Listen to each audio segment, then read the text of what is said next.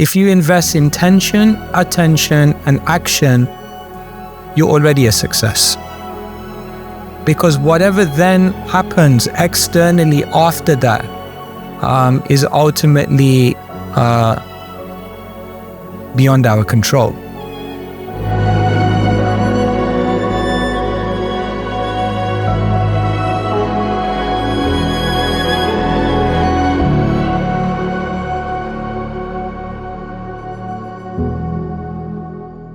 When we come back to a place after 1 year, it's a very reflective time. You think, where am I? What happened in that 1 year that just passed? And time flies.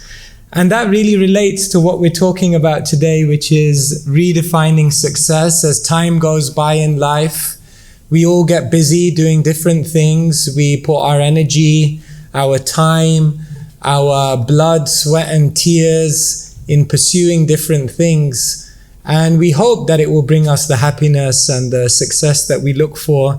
But sometimes just doing a session like this where we step back and ask ourselves, are we on the right trajectory? It can be very powerful and it can be insightful.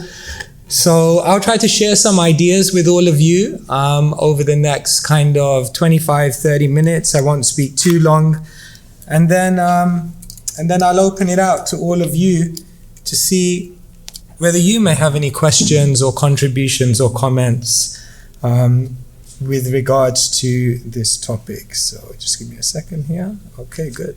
All right, wonderful. So today I want to begin by asking all of you a question. And the question is, do you think that it's actually possible to be successful and still feel unfulfilled? Do you think it's possible to reach your goals, fulfill your aspirations, climb to the place where you always dreamed of, and once reaching there, still find yourself unfulfilled? And if I see some nodding heads, if you think that is the case, why do you think that may be the case? Would anyone like to share any ideas with us of how we may achieve success, we may fulfill our goals, and we may still feel unfulfilled? Why may that be the case? Yes? Attachment to goals that may not be ours, that may be ones that we think we should achieve, or ones that were imposed on us by others. Okay, because the first and perhaps most fundamental reason may be that we didn't actually consciously decide those goals. They say the worst type of success is when you fulfill all your goals and then you realize they were somebody else's goals. Thank you so much. Any other reasons? Yeah. I think fulfillment needs to be incorporated into the idea of success. This begs the question, well, what is success? Yeah. Yeah, and I really like your first point, that fulfillment has to be integrated into the journey. We often think of success as a destination, as a point which we're going to reach, but maybe success is as much as what you experience on the journey to get to that place, how you do it. This could be another fundamental point of why we may become successful and still unfulfilled, because of the way in which we pursue that success. Sometimes people want to earn lots of money, but in the process of earning lots of money, we may lose relationships. We may lose peace of mind. We may lose our health. We may lose our vision and priority of what's really important. And so, to some extent, we have to also factor success into the journey. Great point. Anyone else? Why do you think it may be that we're successful, yet we still feel unfulfilled? Could there be any other reason? Yeah. We try to find the permanent fulfillment of our goals through our impermanent lives here. Okay, so we're looking for the right thing, but we're looking in fundamentally the wrong place. Could that be the case? Many spiritual traditions across the world have for generations told us that is the case. I'm going to show you something on the screen.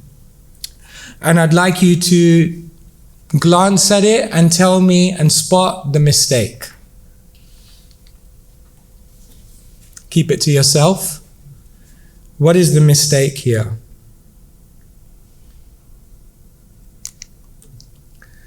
Put your hand up if you found the mistake.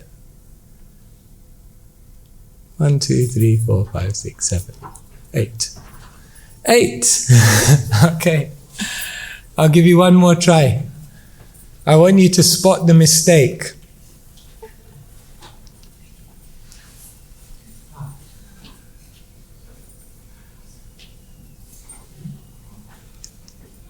Okay, put your hand up if you've spotted the mistake now. Okay, another 5. We're still in the majority of not spotting the mistake. If you look here, this is the mistake. Now, most of us in the room didn't find the mistake. Why do you think that was? Well, numbers person. Because you're a numbers person. Yeah. Why didn't we spot the mistake? We naturally assumed, we naturally put our attention here. We naturally thought that the mistake must be here. In other words, we were looking for the right thing. We were looking for a mistake because there is indeed a mistake, but we were looking in the wrong place.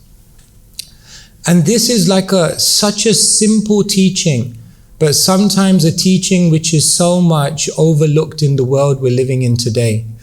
They say if you tell a lie loud enough and long enough, a lie becomes a so-called truth.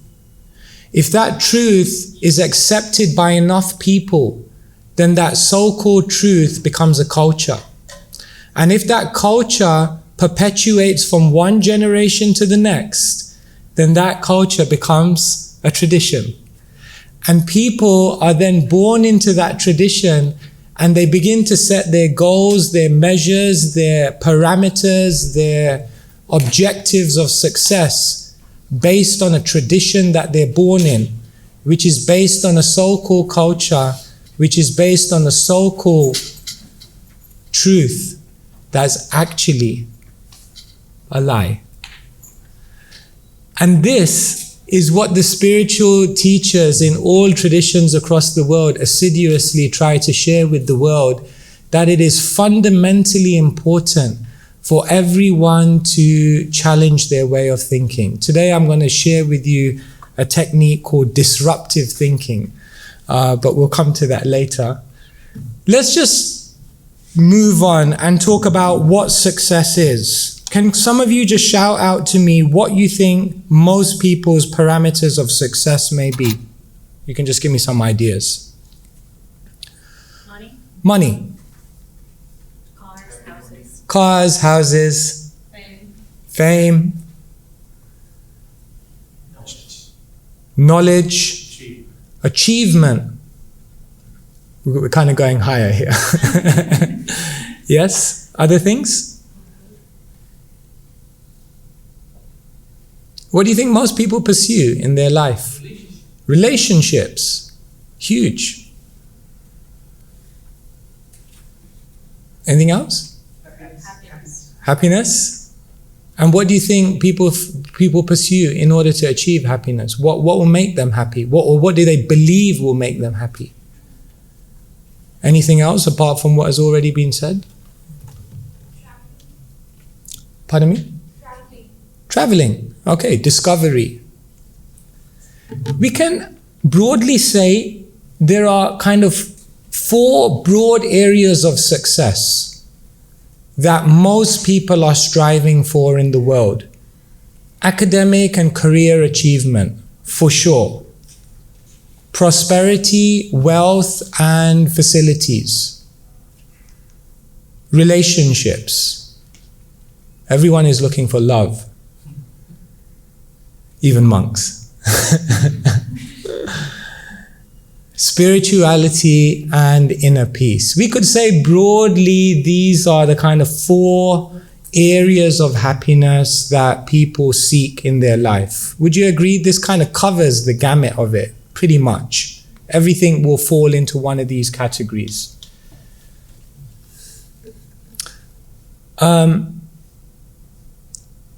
According to Eastern teachers, rather than seeing some of these things as material and some of these things as spiritual, what the Eastern spiritual traditions actually talk about is an integration.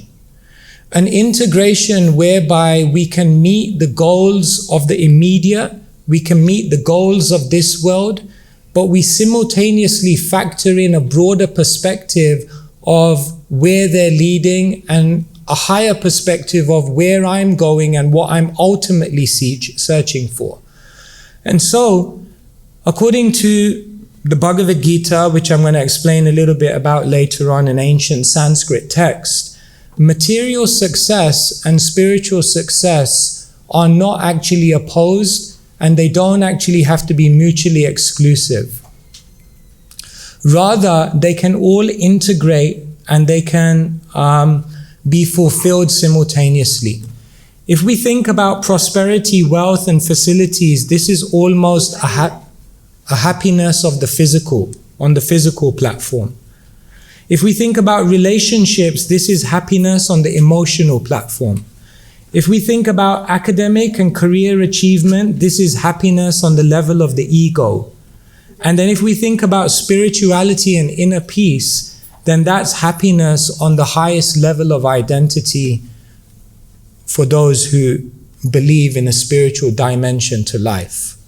So essentially what we're talking about here is the physical, the emotional, the ego level, and the ultimate deep spiritual level.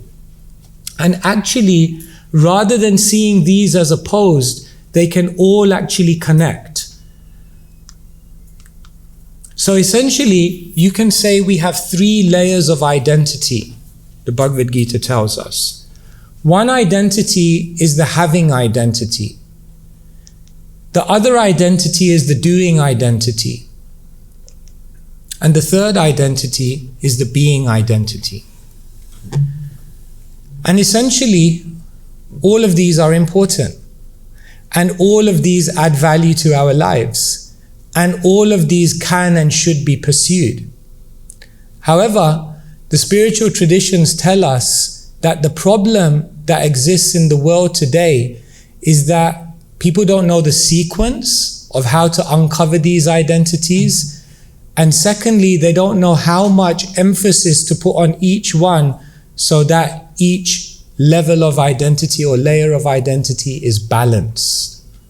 The having identity is the wealth, the possessions, the external achievements that we all search for.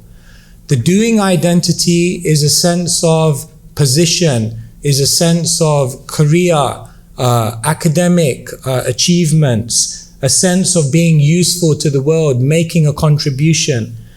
And the being identity is very much our philosophy, our values, our deep sense of who we are and what our ultimate orientation is. And how are most people living life? They're living life in this direction. Most people focus on having many things. And the basic belief they have is that if I have many things, then I'll be able to do many things. And if I'm able to do many things, then I'll become what I can and should be. And that is one way to approach life. And often what happens is when we approach life in this way, then our life very much becomes about having and doing. But what can often happen is we meet all of our goals, and then later on we feel as though we're still dissatisfied, still unfulfilled. What we call failed success.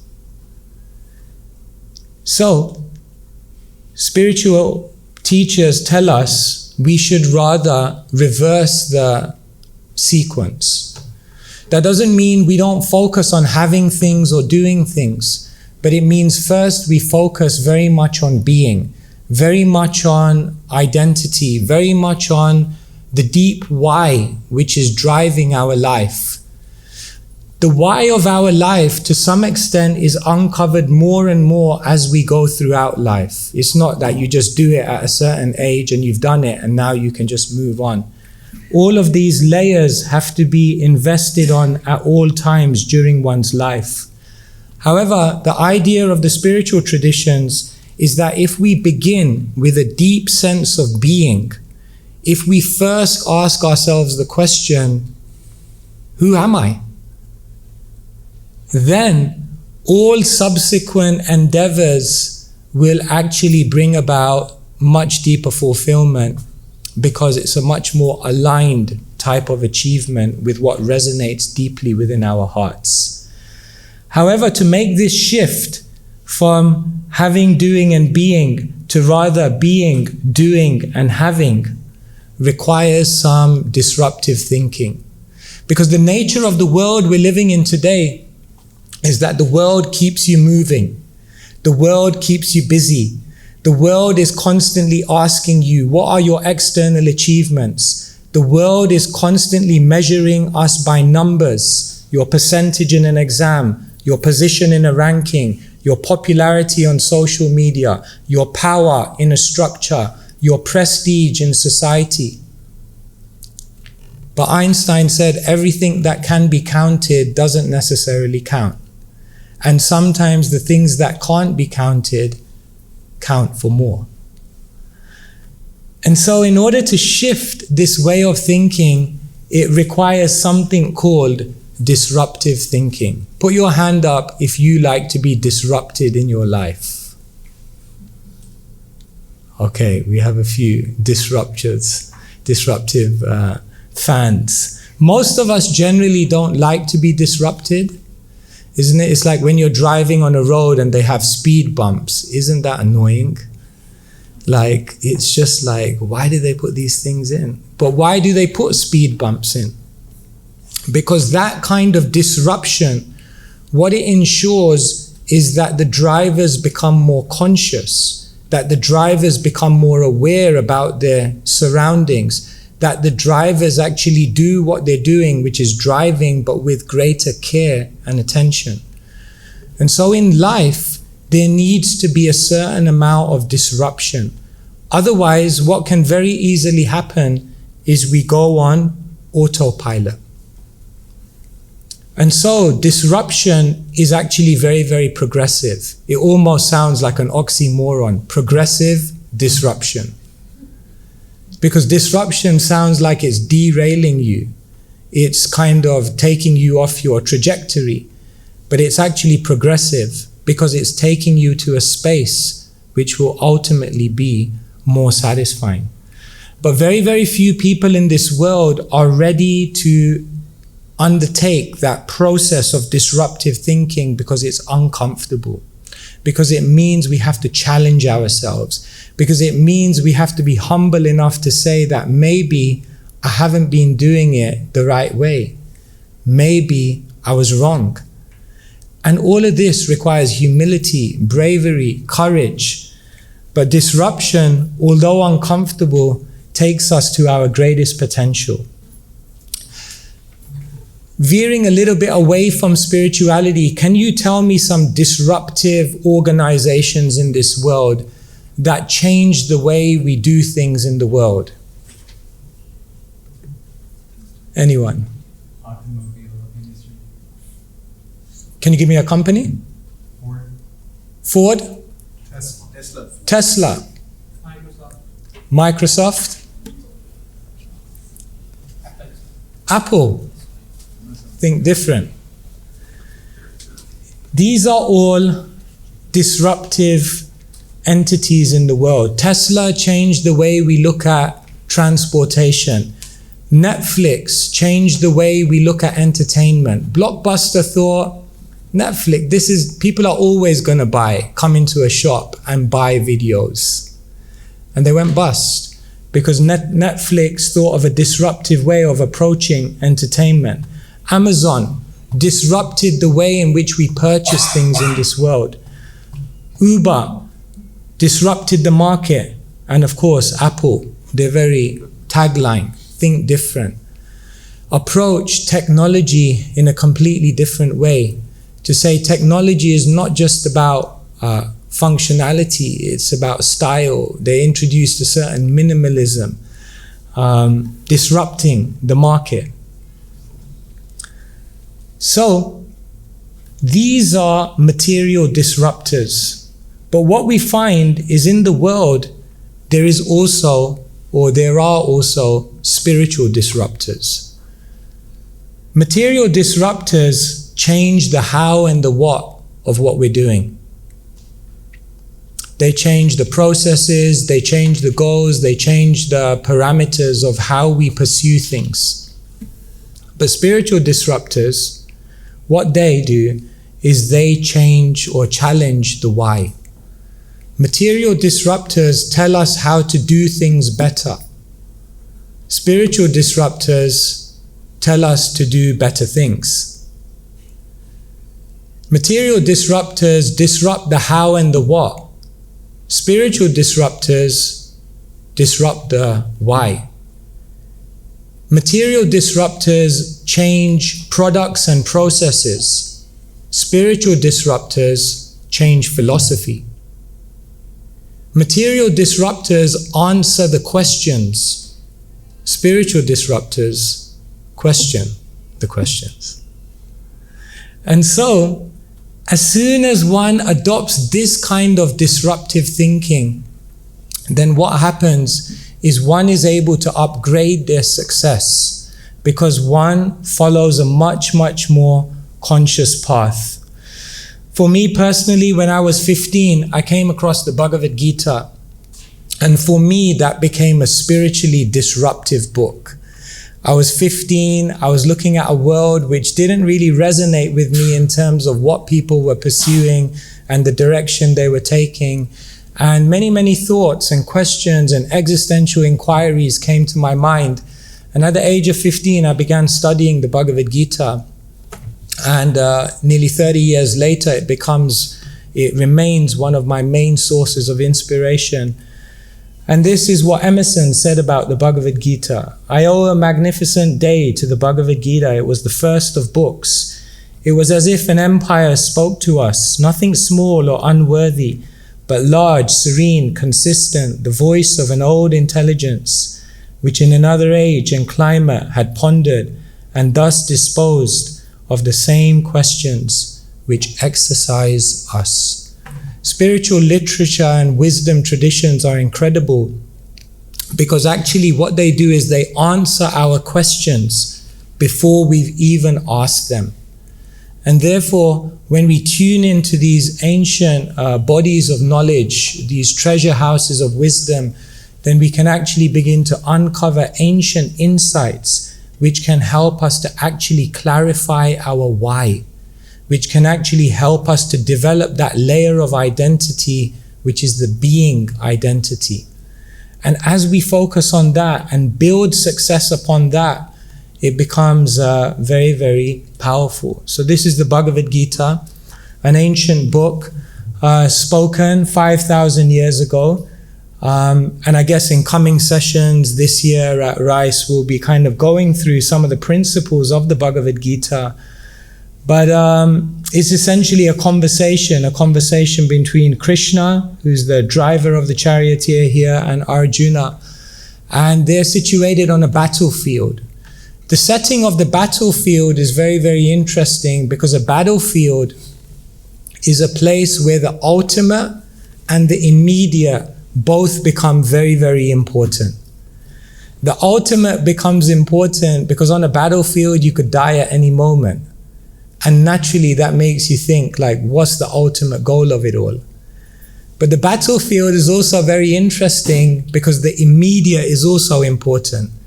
In a moment, there's a war that's going to break out and we need to fight. And how do we fight? And what do we do in that battle?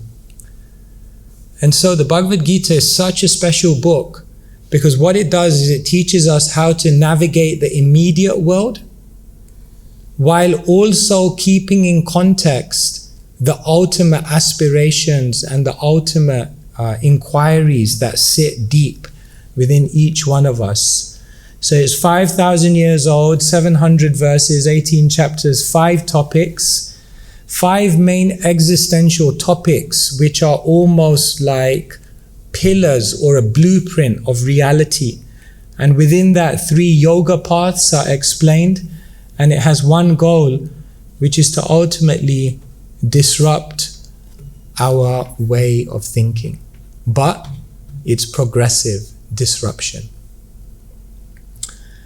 And so we all have the opportunity to grasp this knowledge and begin to ask ourselves disruptive questions.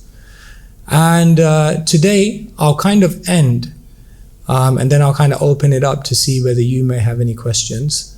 I'll end with 4 questions that you could ask yourself, or 4 things that you could pursue to incorporate more disruptive thinking into your journey. And if we do this, I guarantee you, you will experience a much better quality of life. The first thing is that we could challenge ourselves to identify something that we're working very, very hard for at the moment, that we never made a conscious decision to pursue. This is a hard one, because we go on a certain trajectory in our life, and then we can't, it's kind of like we don't want to look back. But sometimes it's very, very rewarding to do this. To actually question, is everything I'm putting my time, energy, effort, endeavor into, is it something that I've consciously decided to do? And if it's not, why am I doing it? Where did the thought come from, or where did the decision come from to pursue this? The first thing that disruptive thinkers do is that they're ready to challenge every single one of their goals. They say the most dangerous phrase in the English language is, "We've always done it this way." So this takes bravery. It's not an easy thing to do. The second thing, if you really want to become a disruptive thinker, is identify one person in your life who could be a disruptive coach. In Sanskrit, we call this a guru. A guru is essentially a spiritual disruptor, because it's difficult to see the picture when you're inside the frame. And so if we have someone in our life who knows us, who loves us, but who also has the intuitive insight to be able to guide us to our deepest aspiration, then that kind of disruptive coach in our life can actually help us to challenge that which otherwise we would blindly follow. And so the most successful people in the world have disruptive or creative coaches who actually help them to think out of their current paradigm. A disruptive coach is someone who can give you a vision for your life that's much greater than what you could have come up with yourself. And so if we can find someone like that, we go on this journey of disruption. Another thing you may want to consider is identifying a book, a source of teachings, a philosophical body of knowledge that could begin to challenge your current paradigms. They say small minds discuss people, average minds discuss events, but great minds discuss wisdom. And so if you want a new idea, just go to an old book, because ancient wisdom traditions have much to offer us, a lens through which we can examine and understand our current lives and what we're going through. And the final thing that the disruptors do is you could identify one new thing that you could try doing, try incorporating, try integrating into your life that could disrupt the way you're doing things. And finding and creating and forming new habits is not an easy thing. But those who are brave enough to go on that journey and determined and disciplined enough to disrupt their current modus operandi, they achieve more. And so here today we're talking about redefining success. So just to kind of wrap up, and then I'll kind of open it up to see whether you may have any thoughts or any questions. We talked about how it's possible to be successful in this world and still not feel fulfilled. And often it's because we haven't understood deeply what is our why. Remember, there's the having identity, the doing identity, and the being identity. And the world constantly pushes us to focus on the having and the doing. But the great thinkers, what they do is they focus on the being as the foundation. And they start with the question, why? Because when you start with the question why and you clarify that, then the how and the what becomes very easy. And in order to do that, it requires a disruption. And that's why 99% of the world don't go on this journey, because we don't want to be disrupted. But disruption actually creates outstanding and extraordinary achievement. And so I shared with you some of the disruptors and introduced you to spiritual disruptors who disrupt the world in a different way. And then finally, here, I share with you some ways in which you can think about how to disrupt your life, and in that way go on a more progressive journey, more so than it already is, because all of us surely can improve on that. Okay, so let me stop here. What I'm going to ask you to do, rather than going straight into questions, I'm just going to ask you for 2 minutes. This is a kind of technique we use just to kind of absorb some of what we've heard and learned. I'm just going to turn to the person. I just want you to turn to the person next to you in 2s or 3s, and maybe just share one thing with each other that really came out of the session for you, something which kind of just triggered your thoughts, and that just kind of helps it to go deeper into our hearts. So I'm just going to ask you to do that with the people around you just for 2 minutes, and then we'll kind of open up and see whether you may have any questions. Is that okay? Yeah, so please do that. You can share with each other. All right, maybe we can get everyone back.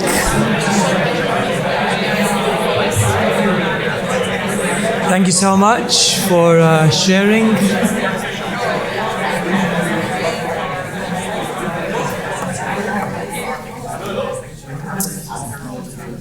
Okay, thank you so much everyone for sharing with each other. Really appreciate that. So I guess we have 10 or 15 minutes, and it would be nice to have a little bit of an exchange. So I don't know if there's any of you who would like to ask a question or perhaps contribute something, or maybe there's something you heard that you want to challenge. Maybe you want to disrupt me. That would also be useful. Yes, please.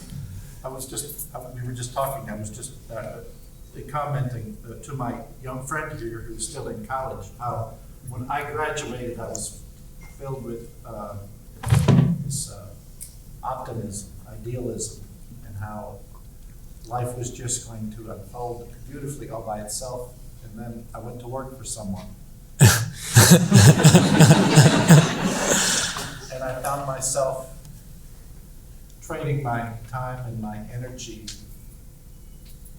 pursuing someone else's goals for money. Yeah. And that became a real challenge over the years. I decided, well, maybe entrepreneurship is the way to go. Well, still, there are problems. And you really have to, I think, want to devote yourself to solving problems for others that are meaningful to you ultimately, right? Yeah. One of the biggest tensions in life is the tension between comfort and aspiration. And there's a sense in which so many people in their lives, they know they're not living their potential. They know they're not living their deepest dreams. They're not moving in the direction of what they really seek in their hearts. But because their current life gives them comfort, because their current life gives them security, because their current life seems to at least tick all the boxes in terms of keeping life going, it's so hard to step out of that comfort. And therefore, comfort can sometimes be the biggest enemy, actually, in our life. And we need comfort, we need security, we need stability. And at the same time, that comfort, security, and stability can sometimes imprison us into a life which is not actually satisfying. I think even more important is conquering fear. Someone Yeah. I heard once said that it all happens on the other side of fear. Yeah. That's where you experience success. And I've certainly battled fear, Yeah. anxiety, and I think there's something to Your fear may hold your greatest potential. And someone said something to me about fear which really made me look at it in a different way. They said fearless people, it's not that they don't have fears, but fearless people have such a profound purpose that they're pursuing that in comparison, the fears pale into insignificance. And so that really inspired me, that if I'm being held back by fears, one reason may be I haven't found something which excites me enough. Thank you so much for sharing that. Anyone else like to ask a question or make a contribution? Or yes? Why is consciously making a decision better over going with the flow? Why is consciously making a decision better than going with the flow? It depends what you mean by going with the flow. I think there is a space in the world for intuition. I think there's a space for inspiration. I think there's a space for not trying to analyze and assess every little thing and make a decision on that basis, and there's a more intuitive way of moving forward. But what it is we're living in a world where there's many noises around us. People make decisions because of people around them. People make decisions because of society's traditions around them. People make decisions because of the media and the way it portrays life. People make decisions because, as I mentioned, on tradition. And so sometimes if going with the flow means you're going with the flow of tradition, you're going with the flow of the media, you're going with the flow of other people, then what you may find is that in the process of going with the flow, you've missed your own flow. And therefore becoming more aware, becoming more conscious, asking oneself, why? Socrates said that in the world today, what we do is we reduce the question of why to the question of how. So he gives an example. For example, he says, if science says now we know why the sky is blue, even if they were able to explain it, they're not explaining why the sky is blue. They're explaining how the sky is blue. Why is a question of purpose. And so the tendency we have in our life is always to reduce this question of why. And as we reduce the question of why, the question of meaning, purpose, the question of what is actually driving, then we fall into the trap of perhaps going nowhere fast. And that's the danger. Was that a hand there? Yes. Yeah, so I'm curious to hear your thoughts on how to let go of attachments to a certain goal, especially in terms of academics or career. Just as an example, I'm very interested in like social impact in the food systems and food security, as well as climate change, and obviously having goals for like a career in that field is important, but I also want to make sure I'm not overly attached to these outcomes and these deliverables, for example. So how do you recommend finding a balance between that? Thank you so much. Yeah, such a great question.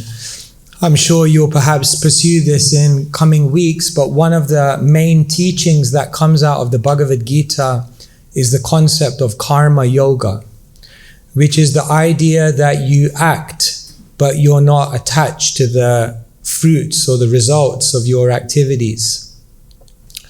The Bhagavad Gita explains that we are not the only factor determining the outcomes in our life.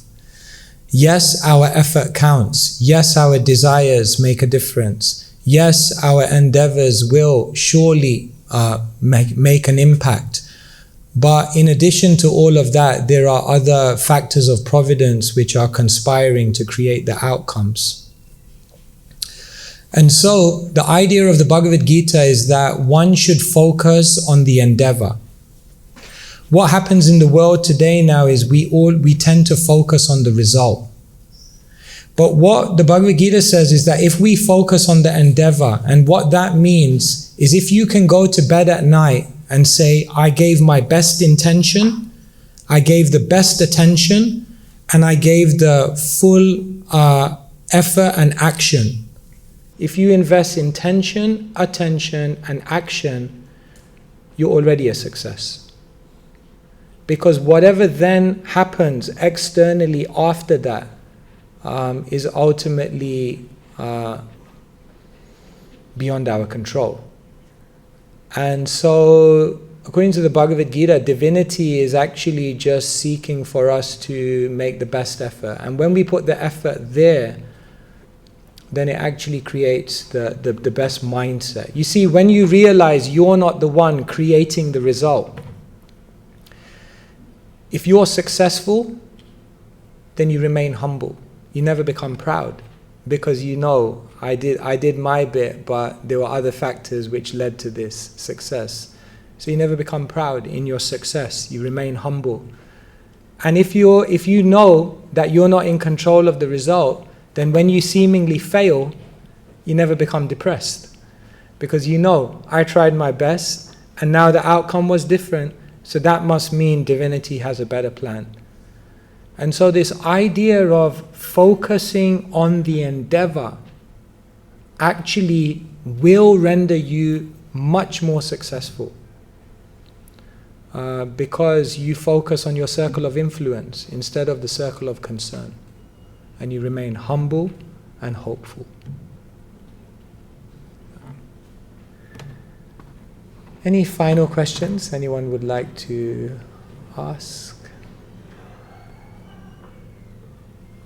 Okay, so I think we're done for this evening. Thank you very much for your time and attention, and I'll hand over to Hanuman, who will give us some final announcements. Thank you very much.